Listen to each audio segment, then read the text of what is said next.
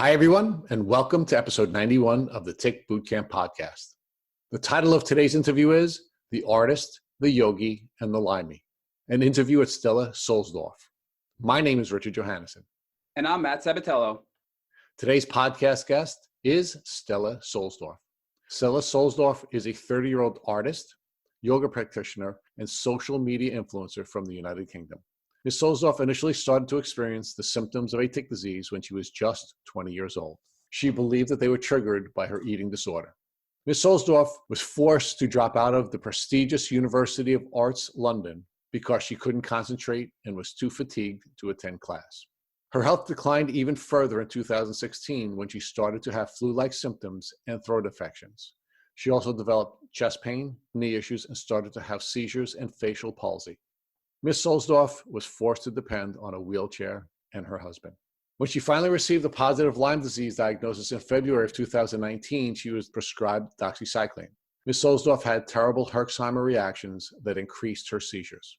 Ms. Sulzdorf is still in the beginning phase of her treatment journey and is finding what methods work best for her and her body to fight Lyme. Hey, Stela, and welcome to the program. Hi, thank you so much for having me. We're really blessed to have you, Stela, and we'd like you to begin by sharing with our listeners where you're from and what you do.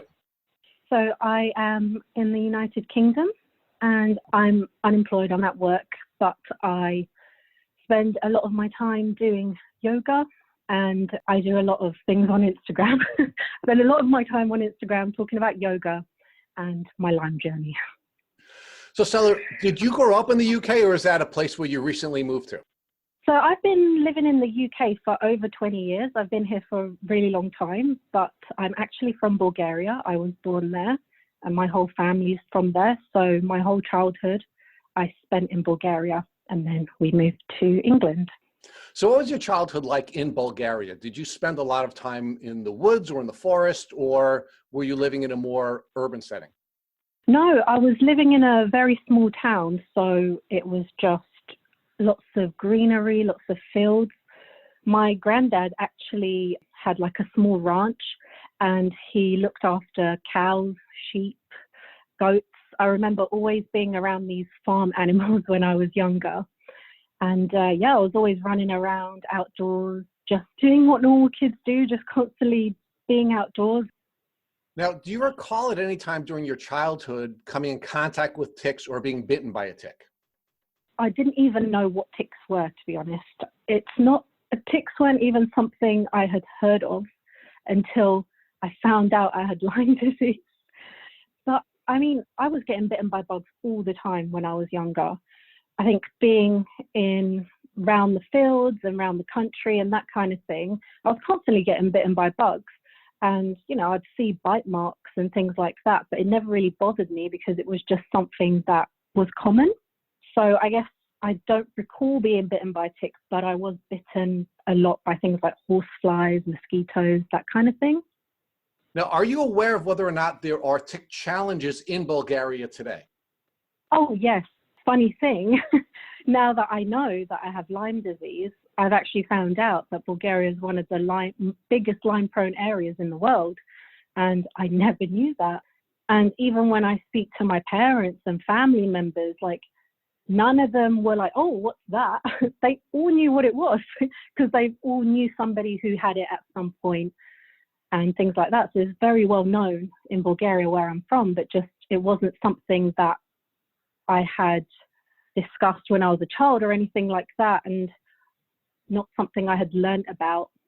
And I guess because I moved to England when I was quite young, it just never came up because I moved to a city. And here it's all just like hustle and bustle and busyness and shops. Share with us what caused you to immigrate from Bulgaria to the UK, and how old were you when you made that move? So if I remember correctly, I was about 6 or 7 years old. I was very young, and it was a communist time, and my parents were really young, and it was really hard to get work in Bulgaria. And my parents just moved to England for a better life, like most people did in communist times. It's not really something that I kind of paid too much attention to because they did a really good job of making sure that it didn't really affect myself and my brother. They made it out like we were going to England for this fun new adventure and we were going to start school in England and all this stuff. Yeah, it was like an exciting thing when I was a kid to move to a different country. Yeah. So what was your childhood experience like after you left Bulgaria and then you moved to the UK? Oh, it was really difficult because I couldn't speak the language. And I was put into school, and I remember I was struggling so much because I couldn't understand a word of what people were saying. And looking back now, I think, how did I even cope in school? But I guess children pick up languages really quickly because I picked up English quite fast. And I was one of those kids that used to talk so much. And yeah, I'd always be the one putting my hand up in class, wanting to answer the questions and stuff like that. I was really good at doing my homework and all that kind of stuff. My parents used to always make sure that they gave us classes after school, as in they taught us. They didn't bring anyone else in. They were teaching us even when we came back from school. They were teaching us English and how to read and write and all this outside of what we were already doing in school. Would you describe your childhood in England to be a very typical childhood where you were healthy and happy and doing all the things that all of your peers are doing at that time? Yeah, I really had a very normal childhood. Aside from the language struggle, I still had friends, I still went out, we still had going out to the park dates and stuff like that from what I remember. And yeah, very normal. So what were your dreams? What were your goals as you were growing up in the UK? What were you seeking to pursue in your adult life? Well, I was very good at things like sports. In fact, I was very into trampolining, which is a type of gymnastics. I did that for a number of years. I was also really into tennis. Myself and my brother used to play tennis a lot. So I was very into physical stuff, and I wasn't sure whether I was going to take the physical route or something in the creative route, because I was also really good at drawing and making things. I was very much into fashion, that kind of thing. So yeah, I was kind of going back and forth between the two, but when I did all my GCSEs, I'm not sure what you call them in the States, but I think it's like the end of high school, I'm not sure. My exam results, I did really, really well in textile design and fashion and that kind of stuff. And so I decided that that was what I wanted to pursue. I wanted to go down the creative route, and my dream was to kind of be in fashion, be a fashion designer, work in the fashion industry, and just be creative, that kind of thing. That was my goal. But at the same time, I was always staying active. That was just always a passion of mine, no matter what I was going to be doing. I was doing yoga and all that kind of stuff, going to the gym. So did you ultimately go on to formal education after you graduated from high school to pursue these dreams? Yeah, so I actually got into University of the Arts London, which is one of the top universities in the world, actually, to study textile design for fashion. And I didn't realize what a big of a deal it was at the time, but they only accept 40 people. And within those 40 people, they only accepted 10 international students. So I was one of 30 people in the UK that they accepted. But just at the time, I didn't grasp how much of a big deal that was. So I was really good at what I did. I was very creative, very good at making clothes and drawing and all that kind of stuff. And yeah, so I started, I did a year and a half. And at the year and a half mark, that's when things started to get really bad and I started to struggle. When did you begin to first show the symptoms of what you now know to be a tick disease? I think I was roughly around 20 years old. At the time, I don't think I realized that all of this could be related or it could be due to a tick disease, because I had gone through an eating disorder. I was suffering with anorexia for 11 years prior to having any symptoms. And I was undergoing, like I was in recovery. I was in recovery at that time. And in my head, I was thinking, well, I'm experiencing all this because I'm in recovery and it's probably normal. And my doctor was telling me it's normal to feel this way. And so that's kind of what was going through my head. But the first kind of symptoms I started to get were extreme fatigue. And the fatigue was so intense that it didn't matter if I went to bed at 9 p.m. I just couldn't wake up the next day. I mean, I would wake up, but I would sleep through my alarm and I would just constantly go in late. But yeah, still a part of me in my head was thinking, well, this course is really intense. I'm going through my eating disorder recovery. So you could see how I didn't really pick up on the signs back then. Well, Stella, one of the things that we've seen with many of our podcast guests is that anorexia seems to be a part of many Lyme disease journeys. I'm wondering whether or not you believe that the eating disorder was a symptom of your tick disease, or did the eating disorder cause you to have a traumatic event that then caused the Lyme disease to become chronic? Well, through this Lyme journey that I've been trying to uncover with my Lyme literate doctor that I'm now seeing, I believe that I was bitten as a child and that the Lyme has been dormant in my body. Now, I obviously can't prove that, but it's what I believe by the symptoms and everything I've been through. And because anorexia is so tough on the gut, when I think back now, I can't even believe I put myself through that with the whole eating disorder, because I'm fully recovered now from my anorexia. But now when I look back, I realize how damaging it is to your whole body, how it suppresses your immune system and how it damages your gut. And therefore, I feel that I put my body through trauma and therefore made me susceptible to Lyme disease.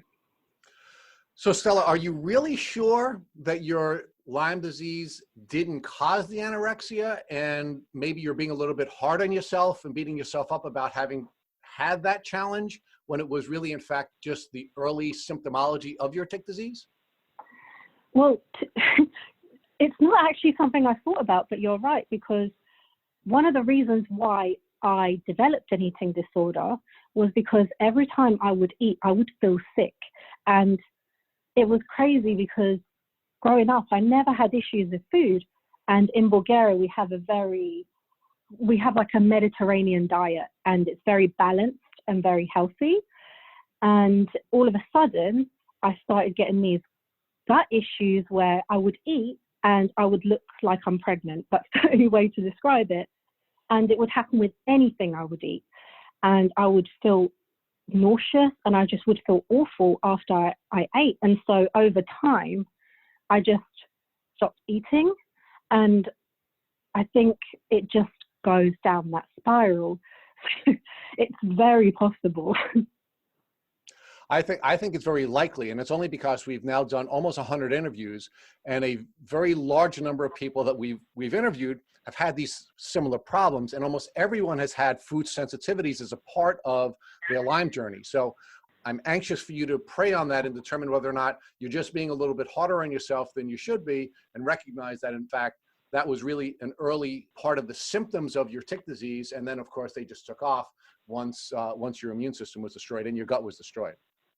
Yeah, that's definitely food for thought for me, because I never even looked at it that way round. But now that I'm thinking about it, it makes total sense. So Stella, talk to us more about your symptoms and how they developed throughout your college years. So as I mentioned, the first thing I experienced was extreme fatigue. And the funny thing is it kind of happened overnight, because I always had so much drive and so much energy for the things I was passionate about. But all of a sudden, I was just fatigued. It was just tiredness to the point where I just wanted to sleep and be in bed all the time. That then kind of led to really bad migraines, because I was pushing myself past that fatigue, and I was pushing myself to go to uni and pushing myself to do the studies and all that I needed to do. And it was giving me awful migraines. My memory became horrific. I couldn't remember my deadlines. I couldn't remember what I had to do when. I started really falling behind with my work. And yeah, that was kind of the first kind of signs that I experienced when I was at university. These early symptoms, Stella, seem to be sort of alarming. You're not able to sleep. You're having these forgetful moments where you can't remember simple things. Were you seeing any doctors at this point? Well, I was still seeing, I don't know if you'd call them a doctor, but a therapist for my eating disorder. I was seeing them fairly frequently, but because I was getting better in terms of the way I was eating, my gut issues weren't getting better, and I was still having problems with my stomach, but I was forcing myself to eat. So in that respect, I was getting better in their terms. So I was seeing a therapist for my eating disorder, but other than that, not really, no. I saw my GP on and off to explain to him about these symptoms, but each time I went to him, he always reverted it back to, well, it's probably because of your eating disorder, or it's anxiety, or it's depression because of your eating disorder. And it was always that. And so it got to the point where I just didn't bother to go see him unless I really had to see him for something. And of course, your symptoms progressed as your college career went on and escalated to a point that you then eventually had to actually step down from school. So can you walk us through your symptom progression up until that point when you had to leave college? Oh, I wasn't able to keep up with the work. Everyone was way ahead of me. The worst thing is I didn't even realize how far behind I was until my tutor sat me down and was like, you're one of our best students. I don't understand what's going on. All of a sudden, you've fallen behind. You're not keeping up. You're just really not where you should be. And that was the first time it hit me that, oh, this isn't in my head. I actually am suffering, and it's affecting my studies. So yeah, with that on board, I tried my best to catch up, to do what I could, but it was just too much. I had fallen too far behind by that point, and I wasn't lazy. I really wasn't. I always had this drive and this passion to do whatever I needed to do to follow my dreams. And I just, no matter what I did, I just couldn't catch up. And I had a meeting with my supervisors and I explained to them, look, I'm going through a rough time right now. I'm really struggling. Perhaps I need to take some time out to just focus on myself and then come back. And so we arranged for me to take a year out, and I had every hope in me to go back the following year to finish off my degree because I had gone so far already. And yeah, that year I only got worse. That year that I was out, I only got worse, and I didn't get any answers, and I didn't really get any help from my doctor, my GP. So I never ended up going back. So Stella, to put this into perspective for our listeners, this was an over 10-year journey from the time you first got sick until your diagnosis. And now we're sort of approaching the middle part of that window. And at this point, you think it's all in your head and you're having stress and anxiety and recovering from your eating disorder. So you now step down from school to try to get yourself straight and then return back to college. But your symptoms progress. It sounds like you may have picked up a job as well in that period. And can you walk us through how your symptoms progressed and how your now professional life was affected by these symptoms as well? Well, when I first left university, I did go back to my doctor and I said, I really need help because I've taken a time off from uni to help myself. And his only response was, I'm going to refer you to therapy CBT, so not eating disorder related, but general CBT. That was kind of the resolution he had to help me.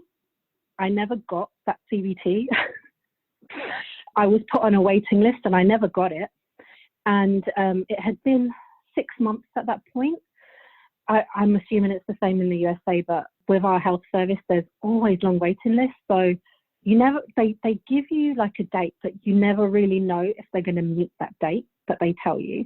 And it had been 6 months and I wasn't working, I wasn't at uni, and I really needed to make money because I was living with my parents, which wasn't ideal. And I was basically, they were paying for me for everything. And so I needed to get a job, and I applied for everything. And because I didn't have a degree, I hadn't completed it, I wasn't really taken seriously by anyone. And I don't know, by some luck or something, I found a library job, which is not something I would have ever even thought about going into, but I was desperate at that point. I really needed a job. I found a job at a local library and it sounded perfect. I thought, libraries are quiet, I can sit down, it's just books. Oh, I was so wrong. It was a very, very busy public library, and it was on a main high street. And so it was full of people. I was constantly doing events, going to schools, hosting meetings and things like that. And then I just started to get very, very dizzy. A couple of times I fainted at work, just like that. I just would get dizzy and faint. And yeah, I started to get really bad anxiety because I was worried that I was going to faint at work. So I started to get really bad anxiety. And then, yeah, I had so many meetings about why does this keep happening and why don't I have a medical reason to why this is happening. And I just couldn't give them a medical reason because I didn't have answers myself. And so they couldn't help me because I didn't know what was wrong with me. So it was just a very difficult situation. So Stella, as the 10-year window now is progressing deeper and deeper to the latter end of it, you now are getting worse and worse and worse. You're having these now neurological symptoms. You're having seizures. You're fainting. Did you make a decision now to step down or at least reduce your hours at work to try to figure out what was going on with your health? Yeah, so I had a meeting with my manager and we both decided that it would be a good idea for me to go part-time. And still in my head, I was thinking, perhaps all my symptoms are because this job is really challenging and it's really demanding. And perhaps I've just got burnout or something that a lot of people get sometimes in demanding jobs. And I thought, well, let's go part-time and see if this helps me. I went part-time for about 6 months and absolutely nothing changed. It was as if I didn't even go part-time. I didn't even notice the difference, which is really weird to say. And a lot of that time where I went part-time, I've kind of like blacked out because I don't even remember most of it. It's just like, there's lots of pockets where I don't even remember what happened during that time when I went part-time. About how many years into your journey are you now? Now you're part-time, you're getting worse and worse and worse. Is this 5 years in, 6 years in, 8 years in? How many years in from being sick? About 5 years. Yeah. And 5 years into your health journey, you still think that this is mental health related to try to reduce your stress and to try to just attack it from a psychological perspective, not an actual physical perspective. Is that accurate? Yeah. Yeah. Because, my doctor was saying to me, well, you're young, you're fit, you're healthy, you're doing all the right things. It can't be anything other than anxiety and depression. And I was thinking, well, he's a doctor. He knows best. I'm not medically trained. He must be right. That's literally what I was thinking. Since you're now at the 5-year mark and nothing has been improving, are your doctors prescribing you things for what they perceive to be a mental health illness? Well, they tried to, but because I had been on fluoxetine, which is an antidepressant, for many years when I had my eating disorder, it wasn't something I was willing to go back on because anyone who's been on those kinds of antidepressants for a long time will know how difficult it is to come off of them. And it was so difficult to come off of it that I was just not willing to put myself back on it again, especially as I don't believe that drug was helping me. So he offered to prescribe me antidepressants, but I didn't want to take it. And so there was nothing else put on the table or advised to me. Well, and of course, the antidepressants that they were offering to you weren't working because you weren't depressed. You were suffering from Lyme disease. So it makes perfect sense that you, looking back, of course, that your instincts were right and you shouldn't have been taking that drug again. So, Stela, what we like to explore with our guests at this point in their journey is how the developing symptoms are affecting you socially. We know that you weren't able to go to school. And now I'd like you to talk to us about how things are going with your family and your friends. How are things going for you socially? To be fair, I have got a very supportive family, so I'm very lucky in that respect. But my family does not have a history of eating disorders. And in general, I guess I'm very lucky that my family doesn't have any serious illness in the line, maybe really far along, but my immediate family is generally very healthy. So they were not very understanding of my eating disorder because it's just culturally, it's not something that happens in Bulgaria. But in saying that, they were very supportive. But because of my job and trying to deal with all these Lyme symptoms that I was having and trying to deal with this job, when it came to the weekend, I was spending all my weekends in bed. I was not able to go out. I would finish work and I would crash out. So when it came to the weekend, there was just no way I was able to do anything. My weekends were my recovery time. So when it came to family events, birthdays, anything like that, I just wasn't able to go because I just didn't have it in me. And a lot of my family thought I didn't go because I was depressed or I didn't want to eat food at this event because of my previous eating disorder and stuff like that. And I remember having conversations with like family members and things saying, you know, if you come to the event, you don't have to eat this, you know, it would still be nice to see you. So I knew that it was a thing where they thought that my issues were due to anxiety and depression and everything to do with an eating disorder, which just, it wasn't true. So, you know, I would get invited to see my friends and stuff like that, and I would cancel. Or I'd have every intention to go. And then because I was so tired and fatigued and migraines and everything, I just couldn't go and I'd cancel last minute. And so I lost so many friends in the process. I just became really isolated. And yeah, other than my job that was part-time, I was just at home. Yeah, it just affected everything. You are not alone in this, unfortunately. So many people with Lyme disease go through similar experiences where people just don't understand or can't understand what's wrong with them and think that it's something else. And that's one of the reasons we do this podcast, is to raise awareness, to help change that stigma in the world moving forward. Now, over the next 5-year period of your symptoms before your diagnosis, we do know from your pre-interview questionnaire that you even had to stop working part-time, and your symptoms developed even worse to the point where you were homebound and debilitated. So can you walk us through the progression of symptoms from that 5-year mark up to the 10-year mark when you got diagnosed, and how your symptoms brought you basically down to being bedridden? Yeah, so I got to the point where part-time was too much. I couldn't cope. But mentally, I was saying to myself, I need to do this. I need to pay my bills. I need to do this. But I guess work has their own rules and things they need to abide by. I didn't have any evidence that I was sick that I could provide to them. And so together, we devised that I should take redundancy, because we kind of had a meeting and they were saying, well, it's not looking good for you. And if you don't take redundancy, well, you're going to be let go of. So it's better for you to take the redundancy. And in a way, I didn't have a choice. And I just knew at that point I had no choice. I had to give up work.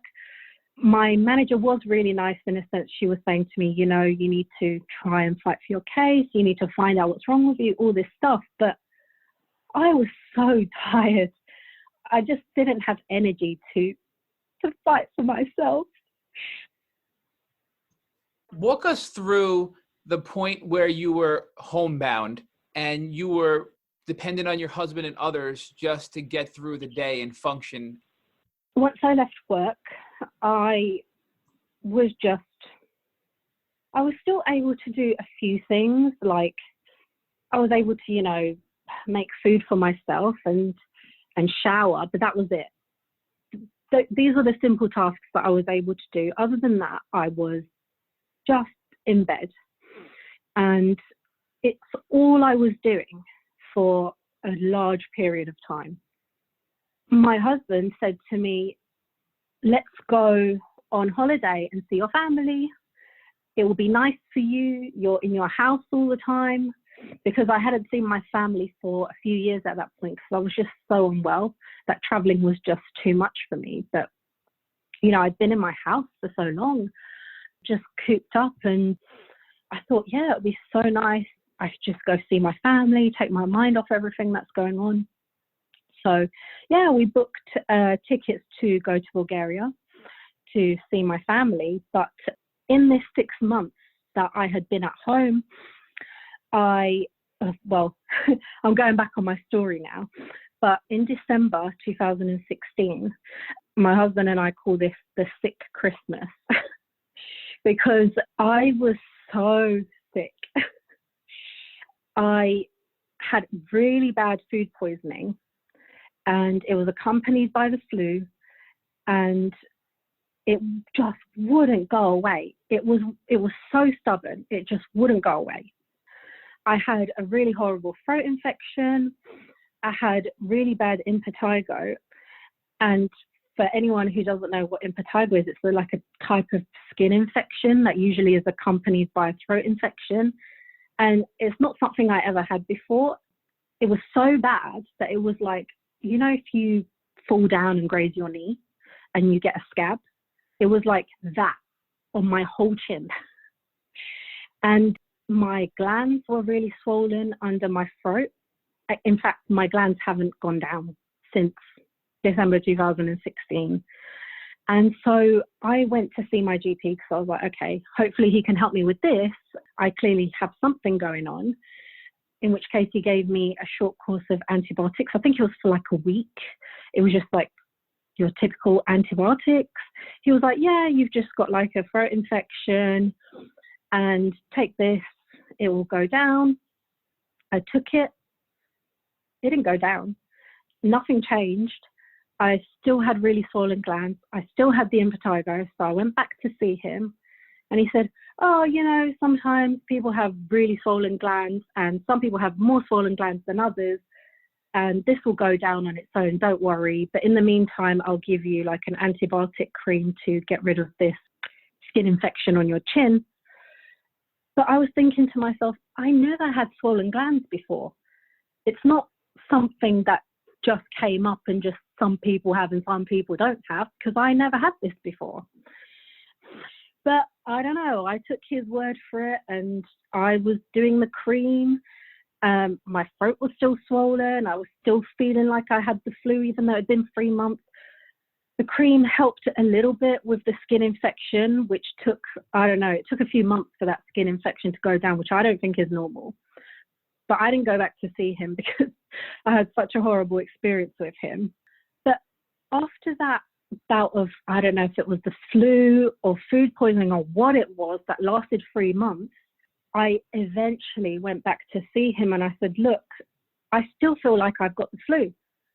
This isn't normal. I don't know how I can function when I was already having such a hard time. I don't know what to do.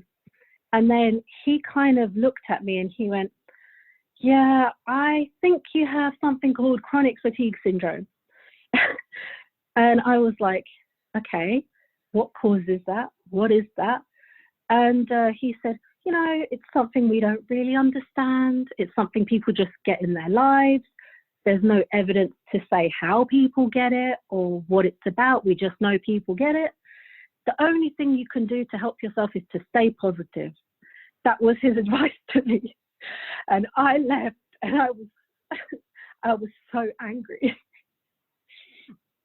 I remember I was so angry, and I was like crying for days because I thought, wow, he's told me something new that I hadn't heard before, which is this chronic fatigue syndrome. But he's also telling me there's nothing he can do to help me, and I just need to be positive. Oh, so that would really piss me off too. Yeah, I'd gotten to the point where I was no longer going to listen to him and believe what he was telling me. I was just to the point where I was just mad. And yeah, not long after that, I got severe chest pains. I thought I was having a heart attack a lot of the time with these chest pains. And it was so bad that my heart was hurting, and I was getting really awful heart palpitations. And every time I would stand and sit, I'd get really dizzy. I went back. We found out I have something called POTS. But he also said to me that, you know, the best thing you can do for yourself is to stay positive. Oh, and I almost found it laughable at this point. But, you know, I went home and I was like, okay, I've got these things that I've not heard of, but all I can do is stay positive. Yay, me. And, you know, I was just going back to laying on the sofa all day, being in bed all day. And then I started to get really awful back pain, which the pain was, I can't even describe it. It was like deep in my spine. And if my husband would try to massage it, he just couldn't get to it because it was just that deep into my spine. So Stela, how did your symptoms progress after this chronic back pain developed? It just started to spread around my body. It started to go up all the way up my neck. It was getting really difficult to move my head. It was going to my shoulders, and it got so bad that it didn't matter which way I sat, which way I laid. It didn't matter which way I was sitting or laying. It was just excruciatingly painful. So you can imagine that really affected my sleep. I had awful insomnia, even worse than what I already had. So yeah, that was basically my life for quite some time. And my husband really wanted to cheer me up and to do something nice for me. So he suggested that we take a holiday to Bulgaria to see my family, and how it'd be nice for me to just see my family that I hadn't seen in so long because I wasn't well enough, and that, you know, it would just be a nice thing for me. I was a little bit hesitant, but I thought, yeah, it would be nice. It would be nice for me to get away, to move away from this way I'm feeling and to just escape in a way. And so we booked our tickets. We went to Bulgaria. At that point, I was walking with a severe limp. It was really, really bad. And my husband's family and my husband were saying to me, I think you need to start using like a walking stick or crutches because you're not walking right. I just couldn't fathom that in my head, that I was walking that badly, but I would need something like that to support me. But in my head, I was thinking, no, I'm going to be fine. This is probably a bad injury. I don't know why I was thinking that, but I think it was because I was dismissed so much by these doctors that I started to believe that I was imagining it in some weird way when I knew I wasn't. So I managed to get to Bulgaria with this awful limp. My family were like really worried about me, the ones in Bulgaria. And they were like, you do realize you don't walk normal? And I was like, yeah, I know. I think it's an injury. I'm not really sure what I've done. And they had all these fun things planned for us. They wanted to take me to explore places, and we had lots of fun outdoor pools and restaurants and stuff like that, but they wanted to take me, and I couldn't do any of it because I was unable to walk. I was walking around by holding on to walls and like leaning onto things, and it was just awful. That holiday was awful.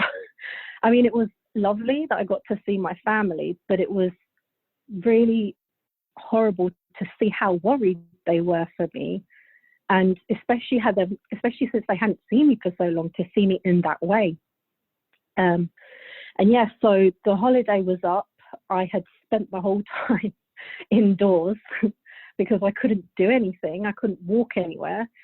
And we got on the flight home, And I remember I was walking through the airport, and all of a sudden I got what I could describe as a severe burning in my knees. And prior to this, I hadn't had any knee pain, and it was in both knees, and it literally just felt like my knees were on fire. That's the only way I could describe it. And I was just like, oh my God, am I imagining something new? I don't know what's going on. I was starting to panic, but I kind of knew I had to hold on. I had to get on my flight. I had to get back home. I managed to get on my flight. And then as we landed in London and I was getting off the plane, my knees got even worse and I was unable to walk. I was literally just like holding on to everything in sight to maneuver my way out of the airport. Managed to get onto the train to get back to my house. And as I got off the train, my legs just wouldn't move. And my husband had to carry me home because my legs just wouldn't move. So at that point, I knew something was really, really wrong. I was crying. As soon as we managed to get me home, I was crying. I was in so much pain. I honestly couldn't even believe how I made it from the airport in Bulgaria back home to London. I couldn't believe I even made it. I was in agony, but a part of me was hoping that I was going to go to sleep and I was going to wake up and I was going to be fine. And I woke up and it was even worse. I can't even describe to you how bad it was. The pain was so bad. I couldn't even bend or straighten my legs. They were stuck. And my husband had to literally that day go out to the shops and buy me crutches so that I could do simple things like go to the bathroom. And that was the moment I realized that, yeah, something is really, really wrong. Ever since that day, I've not been able to walk. That was in August 2018, and we're now in 2020, coming up to spring, and I'm still not able to walk, still on crutches, still having knee issues. So Stella, let's talk about how that continued on, because that was in August of 2018, and it was about a year and a half later you got your Lyme diagnosis. So it sounds like you continued to develop even more severe symptoms after that. Can you walk us through what those symptoms were? Well, my throat infection came back. It was really severe. If you looked, you could see it from the front of me, but if you looked at me from the side, I looked like I had a double chin. It was really severely swollen. The impetigo came back. I developed really severe seizures. So I started getting seizures about twice a week at that point. Whereas prior to that, they were happening, but they were rare. And so I started developing seizures really frequently. I started to get really strange twitching in my face. And I would have episodes where I would lose speech. I just would go blank and I couldn't talk. And sometimes that could last for hours. I got really severe numbness all around my body, burning. And I would get what I describe as what feels like bugs crawling under my skin. And it was constant. It was like bugs were crawling all under my skin. And the best way I could describe the pain is, I still say it this way to this day. I say I'm getting shot, because when I get like a sudden surge of pain, it literally feels like somebody has shot me. And I've never been shot in my life, but if I was to imagine getting shot, that's what it would feel like. That's what was happening. And so because of all of these issues, I was completely bedbound. I was completely bedbound for 10 months, unable to do anything. I was severely light sensitive, severely sound sensitive. My bed sheets were hurting me. Even any which way I was laying was hurting me. The pillow was hurting my head. I was getting severe ringing in my ears all the time. These shocks of pain kept coming and going. The seizures, everything. It was just horrific. And honestly, when I try to think about that now, I almost can't believe I endured that. I felt like I was dying. That's literally what it felt like. So Stella, at this point, did you still personally believe that this was all in your head and psychological? No. At that point, no, there was no chance. I still didn't know what was wrong with me, but I knew that something was seriously wrong. So it sounds like this was your turning point where you decided that you weren't going to listen to your national health system's rheumatologist that you were seeing at this point, who said that it was still all in your head, and you sought a private doctor, a private rheumatologist, who ultimately ended up diagnosing you with Lyme disease. Well, actually, I did see the National Health Service rheumatologist, and they didn't tell me it was all in my head. They saw me for 10 minutes. They actually told me that they're running late, their schedule is late, and that they have to see me really quickly because there's loads of people after me. And they rushed through my appointment, and the woman saw me for about 10 minutes. They didn't ask for blood work. They didn't ask for my history. They didn't ask for anything. She saw me for 10 minutes and told me that I have fibromyalgia and anxiety and depression. And I was so confused because she didn't examine me. She didn't ask for my history. She didn't ask for blood work. And when she said that I have fibromyalgia, I went home and I did my own research. And I said, no, this doesn't fit with the seizures and this type of pain that I have and the swelling in my knees and all these other things. And I decided to take matters into my own hands and find a private rheumatologist at a private hospital outside of the NHS, which, by the way, is really difficult. In the UK, there are very few rheumatologists. And yeah, I managed to find one. And I was so happy because they were willing to see me within about 2 weeks, which is almost unheard of. But obviously, when you're private, they see you quickly. And I talked him through my symptoms and we had a discussion.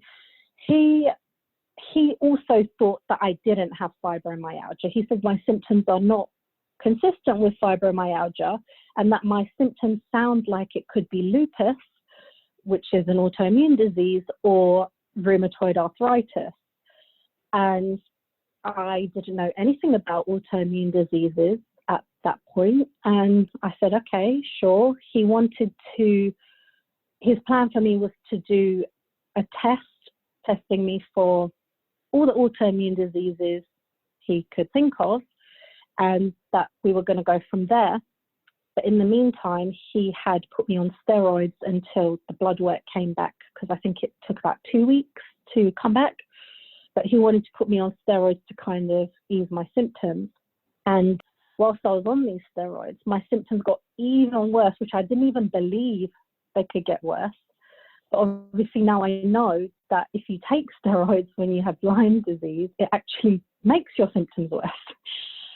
But yeah, so I got the call back that my results were back and to come and see him.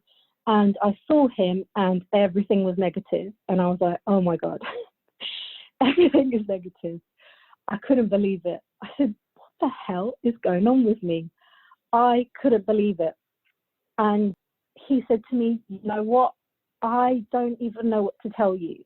He said to me, the only other thing I can possibly think of that you could possibly have is Lyme disease. But he said, I don't understand how you could have that because it doesn't exist in England. And I've never had a Lyme patient in the 30 odd years I've been working as a doctor. And he asked me if I had seen a rash, if I remember being bitten by a tick, all of which I said no to. He asked me if I'd been hiking or anything like that, all of which I said no to. And he was like, there's no point to even give you a Lyme test because if you didn't have a rash and you don't remember being bitten, it's just impossible that you would have Lyme disease. And so I went home and I spoke to my mum. And when I spoke to my mum was like, do you know how common this disease is in Bulgaria? She was like, everyone knows about Lyme disease in Bulgaria. If you start showing symptoms like yours, the first thing doctors do is test you for Lyme disease. She said to me, if you got bitten by a bug, you would never even know. And she had a friend who had a son who had Lyme disease. So she kind of put two and two together that it's really possible that what I'm going through is indeed Lyme disease. And so the following day, I contacted that private doctor's secretary and I said, please, I need to see him again. So I went to see him and I said, look, I'd spoken to my mom. She told me about how Lyme disease is really common in Bulgaria. She told me how she knows of someone who had it and the symptoms are really similar. Please, could you test me for Lyme disease? And he was really hesitant, but eventually we talked him into it. And I did the blood test. I got the results back and there it was, positive for Lyme disease. To sum up, you were sick and suffering for over 10 years. Not one national health system doctor ever thought Lyme disease. Then you proceeded to see a private rheumatologist who ran through the gamut of autoimmune diseases, all of which came back negative, and then said it could be Lyme, but Lyme doesn't exist here. Then upon your mother's observations that everybody has Lyme in Bulgaria, it's very common, you asked for the test, the private rheumatologist ran the test, and you came back positive. Yeah. What was that like to know that, number one, it's definitively not in your head, it's not psychological, and now you have a name to what's been making you sick for all this time? Honestly, it was super emotional. All kinds of emotions were going through my head. I was angry. I was upset. I was relieved because finally I knew that what I had known this whole time wasn't in my head, was confirmed that it wasn't in my head. But I was also just angry and upset that I had been let down for so long. The funny thing is, the first thing that came to my head was, how many other people have gone through this and have gone undiagnosed? And I feel kind of lucky in a way because I'm a fighter, but eventually I worked out that it's not in my head. And so I sought out help myself. But how many people take their doctor's advice at face value and just go along with everything they say and just carry on getting worse and worse and worse? That was what was going through my head. How many people are suffering but are in the same situation as me without answers? On that note, what advice would you give others that are in that situation, that are being given advice by doctors, being mistreated, and are getting worse and worse and worse and are suffering? What would you recommend to them that you wish you would have done differently? Oh, I wish that I just followed my gut instinct and that I would have just went and sought advice from another doctor, because one thing I've learned is that you know your body better than anyone. And no matter how many qualifications or years of medical school someone has, they don't know you the way you know yourself. And so my advice is, if somebody tells you there is nothing wrong with you and you keep having these symptoms, to just seek help from somebody else and go to somebody else and keep trying and don't give up until you get answers. Because I've definitely learnt that, for one, a lot of doctors don't know too much about Lyme disease, and the ones that do really don't know what to do to help us. And that's just the sad reality. And on that note, Stela, even once you're diagnosed with Lyme disease, it doesn't mean you're going to get the proper treatment or the proper advice from your doctor. So what did this rheumatologist, this private rheumatologist, do to treat the Lyme disease that you now had based on the diagnosis that he had given you? Well, he said to me how Lyme disease is not that difficult to treat. He said, you just take 3 weeks of doxycycline and you'll be fine. But he said to me, because my symptoms are quite severe, he'll give me 4 weeks instead of the recommended 3 weeks, and he'll up my dose. And then that way we'll be 100% sure that I'll be Lyme-free and that will be it. He said it might take a couple of more months for the sort of arthritic symptoms to calm down. But other than that, I'll be completely Lyme-free within a month. And I was like, wow, this is great. I'm going to get my life back in a month. That's what I thought at the time. And what happened when you started the treatment? Did you feel better? Did you feel worse? How did you react to the antibiotics over this 4-week window? Oh my goodness. I was so sick. I remember the first day I took my first pill of doxycycline. Within 20 minutes, I was vomiting. I was so sick. And the duration of the time, which bear in mind was 4 weeks that I was on doxycycline, I was constantly sick or nauseous. There was no in between. And my seizures started to get even more frequent.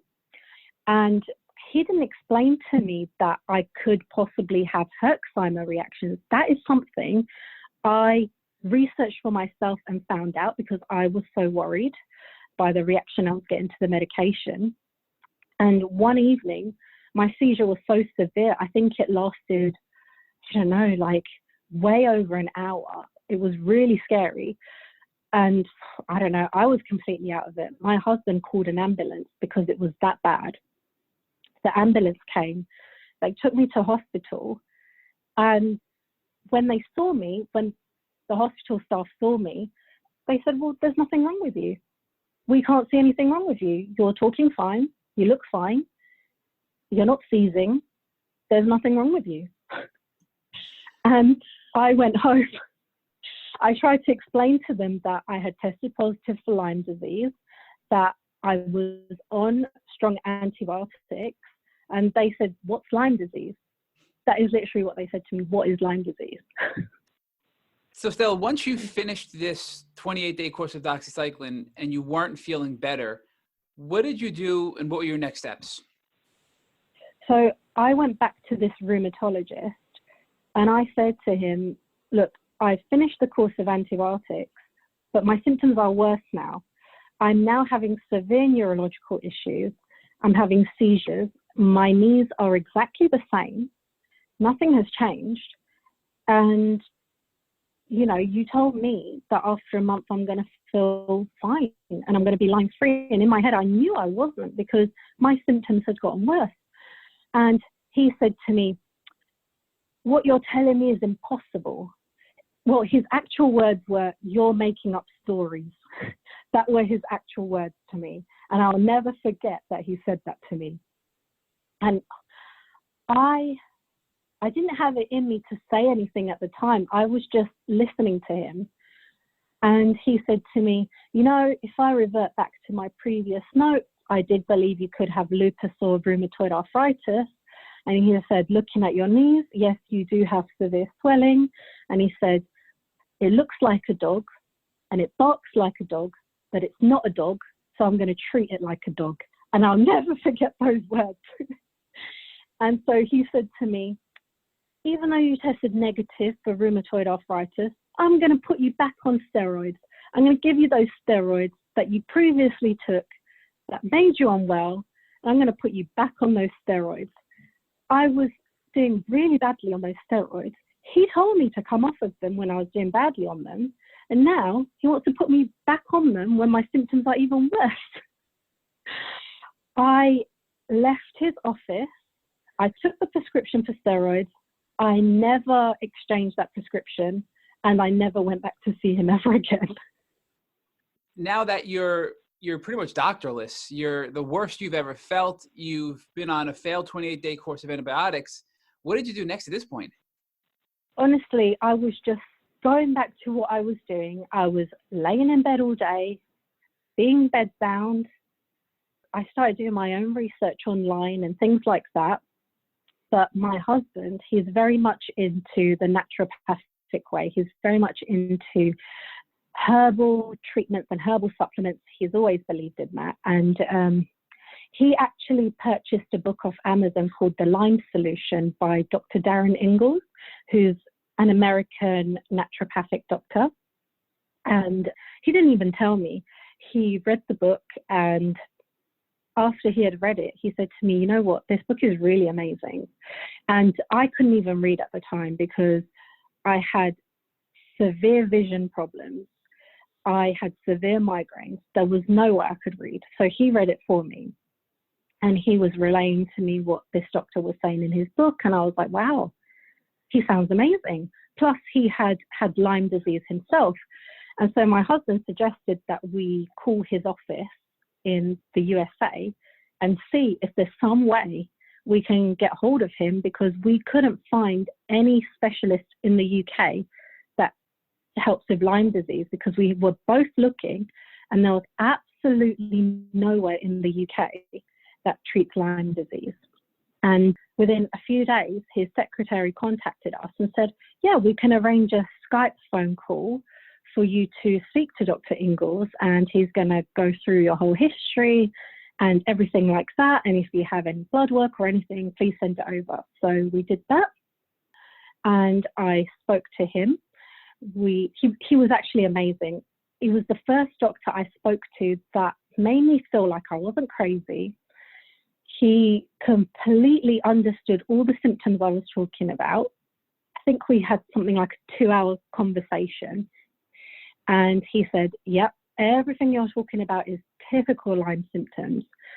And he said, you know, without the blood test, I could even diagnose you, because Lyme has always been a clinical diagnosis and the blood work is always used as just like a backup.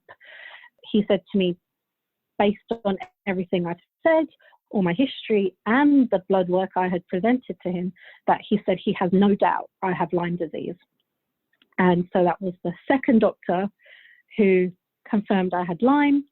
And we spoke about all these herbs and how when he had Lyme, he did something called the Zhang protocol. And so I was willing to give that a go and go down the herbal route. Stella, did you say that was a Zhang protocol? Yeah. You know, I'm not sure how to pronounce it, whether it's Zhang or Zhang, but it's ZHANG protocol. And that's an herbal protocol, correct? Yeah. How did that work for you, the Zhang protocol? I found it extremely difficult because it was a lot of tablets. When the package came to my house, so because it was coming from the States, I had to wait something like 2 months, even longer, because it had to go through customs and all this, and it was a massive box. When it turned up to my house and I opened the box, my jaw dropped. I couldn't believe how many pills were in the box. And I do highly believe in herbal protocols, but once I started it, I just wasn't able to keep up with it because it was so many pills. I had really bad brain fog, so I couldn't keep up with the amount of pills I was supposed to take. And because I was still experiencing lots of stomach issues, I was getting really bad reflux. And so that was really affecting me. And after taking them for, I don't know, I didn't even take them for that long. Maybe it was a couple of weeks. I decided to get back in contact with Dr. Ingalls just to explain to him the issues I was having, because I was unable to take them consistently just because of the sheer volume of the amount of tablets I was taking. I spoke with him and he said, you know, I actually know of a private clinic in the UK that treats patients like yourself. And he gave me the details of it. It's called the Breakspear Clinic. And he gave me the details of it. And he said, you know, you might really benefit from speaking to somebody in your own country who can see you, who can monitor you, that kind of thing, and see how you go. And we can just kind of change the supplements as and how we need to based on what they say and that kind of thing. So I was like, wow, there's a place in England that can help me. Literally the next day, I called the Breakspear Clinic. I spoke to them. They were able to get me an appointment with a Lyme literate doctor, which was incredible. I never ever thought I'd be able to see a Lyme literate doctor in the UK. Within, I think it was about a month, I waited to see her. And she, again, went through the whole history and everything with me. I spoke to her about the previous blood tests I had done and everything like that. And so she decided to run a hell of a lot of tests So I had the Armin Labs test done, which is the one for Lyme disease. They test co-infections as well. I had a viral panel done. I had a bunch of allergies done, basically everything. I got a bunch of tests done, and the Armin Labs results came back, and sure enough, I was positive for Lyme and a bunch of co-infections, including Bartonella, Babesia, Clichia, Anaplasma, Mycoplasma, Yersinia.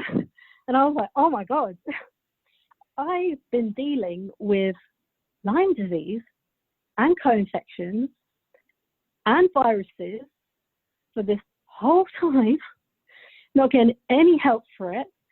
And I was like, oh my God.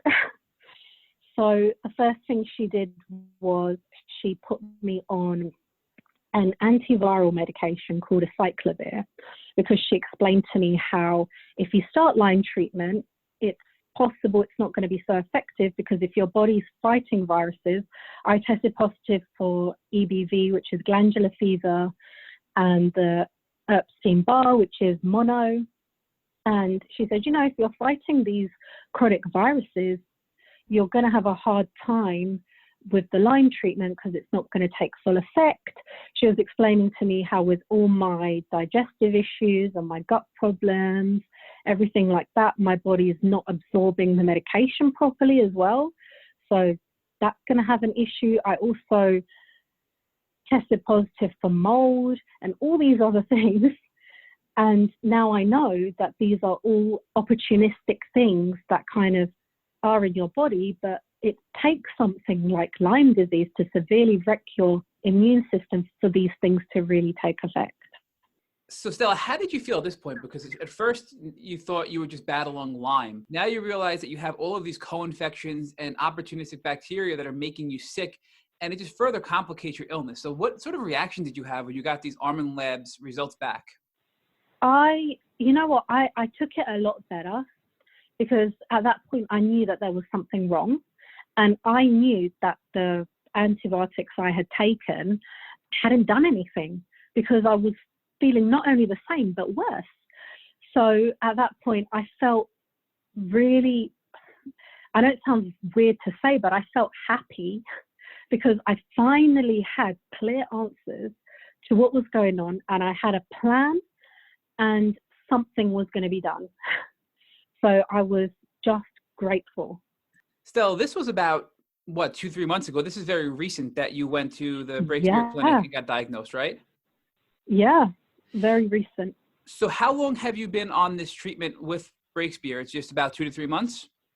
Yeah, so I was on the antivirals for a couple of months, and then I had a discussion with my doctor now, talking specifically for Lyme and co-infections, and we looked at all the possible options, and we did look at intravenous antibiotics, we looked at penicillin injections, but she explained to me that because my symptoms are so severe, that I am too unwell to go down the intravenous route, and it would be a high risk for me to go down the intravenous route.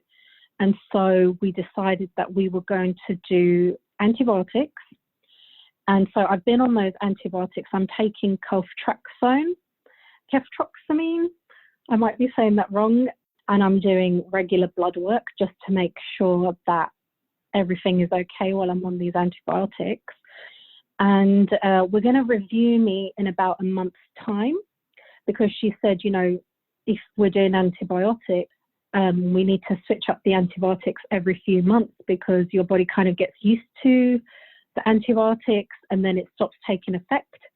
So she said, if all goes well and we can carry on with the antibiotics, she wants me to do it for roughly a year, minimum a year, and to keep changing them every few months. But we haven't ruled out intravenous or penicillin injections or anything like that.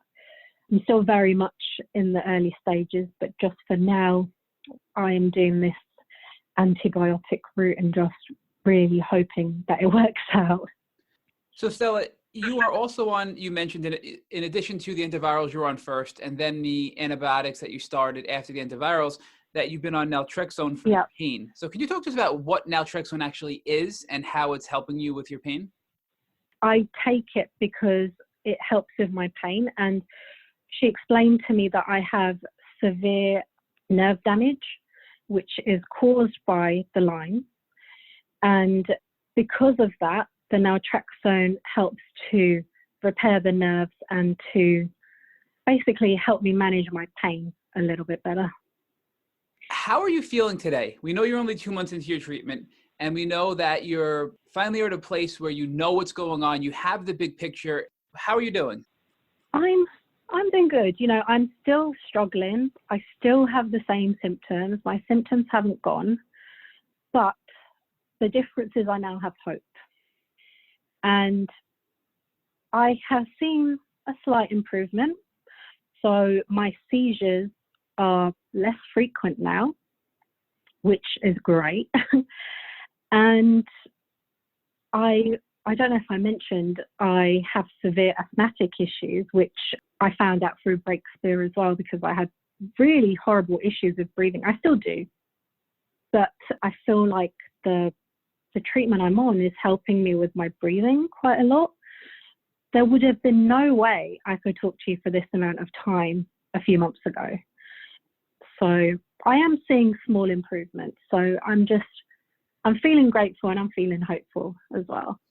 But I think this has to be doing probably more than you're even realizing, because you're not only able to have the endurance in order to be able to speak with us, but you're really thoughtful and you're really careful and really articulate. So I think you're somebody who doesn't give yourself enough credit for a lot of the things that are going on, including how well you're doing now, because we are unbelievably impressed with how smart and capable you are.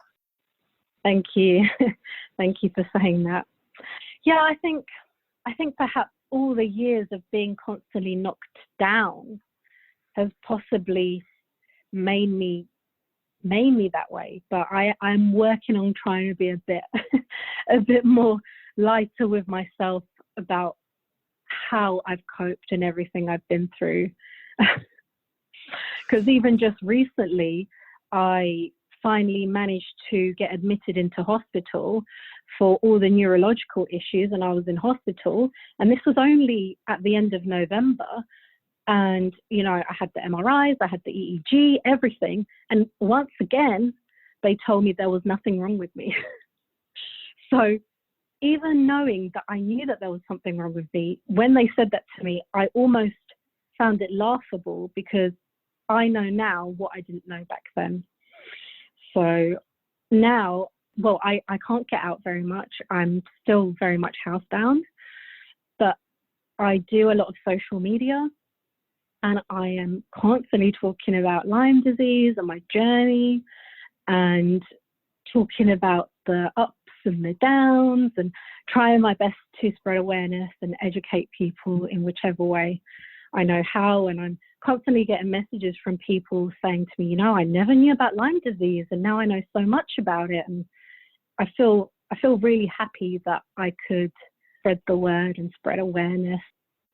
And you're doing that beautifully, which is how we ultimately located you. You have a beautiful Instagram where you're sharing really beautiful images and you are sharing really beautiful stories about your journey. And I don't think you'd be able to do that as well as you are if you weren't substantially further along in your healing journey. But even more importantly, I don't think you'd be able to have the kind of confidence you have now to stand up to the medical professionals who aren't diagnosing you properly if you weren't in a better place emotionally and physically. So I think your journey has been beautiful, and I think you've portrayed it beautifully.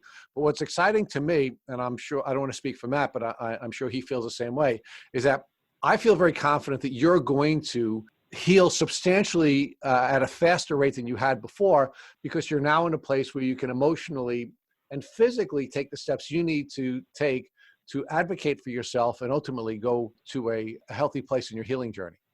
Yes, I completely agree with you. I just feel it doesn't matter what any health professional says to me, because I know I'm not crazy, and I do my best to relay that to others in similar situations, and to just kind of be a beacon for them to see that they are not alone, and there is help and there is light at the end of the tunnel, and to just not give up, because there is help. You just need to really advocate for yourself, which I think a lot of people find hard to do. And I think still now that's the saddest part. I just wish more people would believe in themselves more. So one of the other observations I'd like to make is that you started this podcast out by talking about your athletic pursuits, and then you talked about your artistic pursuits. And what I think is really beautiful is how Lyme, your athleticism, and your artistic pursuits have all come together on your Instagram.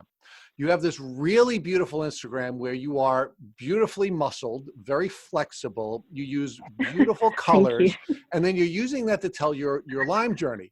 So, you know, it's been really exciting for me, and I think for Matt as well, to watch this journey that you've just shared with us, where the kid who had a certain aptitude athletically and an aptitude artistically is now been transformed into somebody who's using those skills and those aptitudes to tell a Lyme journey in a very beautiful and powerful and I think really intelligent way.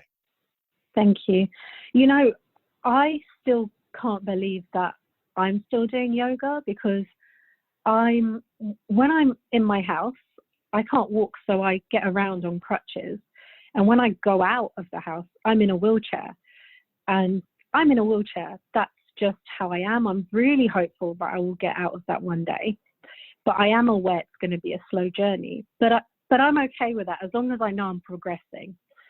But I think people find it really difficult to fathom that somebody who's in a wheelchair and who's so poorly is still able to pursue their dreams of yoga and to still be able to spread a message of positivity, and despite being so ill, still live a good life. Because I do have a good life. I know that. I have an amazing husband, and I have a cat and I have a house, and you know, things are great. Just my health isn't great, but we are getting there. And yeah, I think my yoga definitely plays a huge role in that. Really does. So I'm going to ask you one last question. You've been really generous with your time and your beautiful story.